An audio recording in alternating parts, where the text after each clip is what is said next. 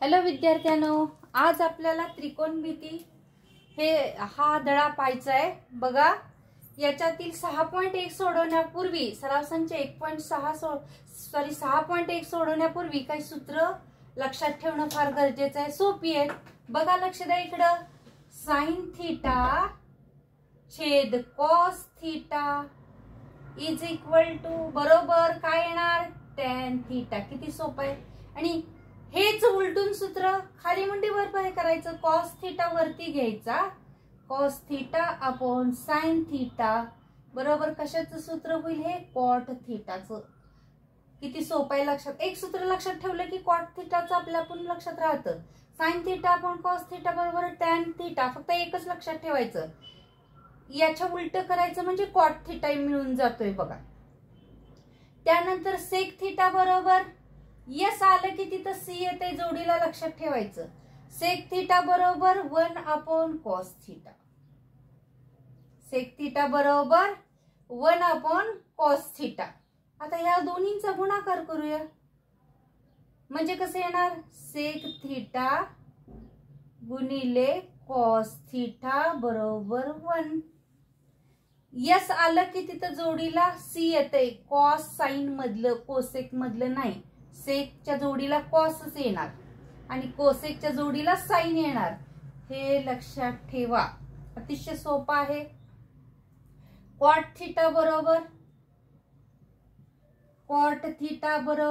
1 upon tan theta, असा पण formula आपण लिहू शकतो। या दोन्हींचा गुणाकार केल्यानंतर cot थीटा गुणिले tan थीटा बरोबर किती येणार 1।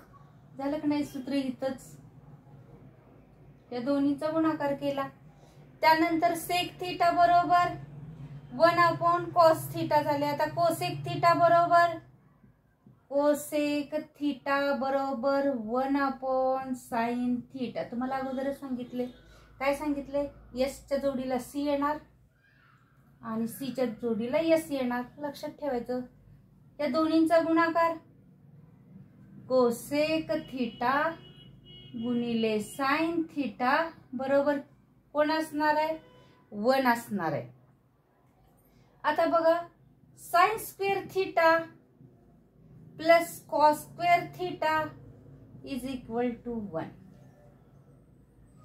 या सगळ्यालाच sin स्क्वेअर थीटानं भागलं तर काय येतं बघा। sin स्क्वेअर थीटानं भागलं तर 1 plus cot square theta is equal to cosec square theta, हे सूत्र नवीन मिळतं आपल्याला। काय केलं, दोन्ही सगळ्या बाजूंना कितीने भागलं sin स्क्वेअर थीटानं। त्यानंतर या दोन्ही बाजूंना cos स्क्वेअर थीटानं भागलं तर 1 प्लस tan स्क्वेअर थीटा बरोबर sec स्क्वेअर थीटा मिळतं। एवढी सूत्र 6.1 सोडवण्यासाठी फार महत्वाची आहेत, लक्षात ठेवायची आहेत। एकदम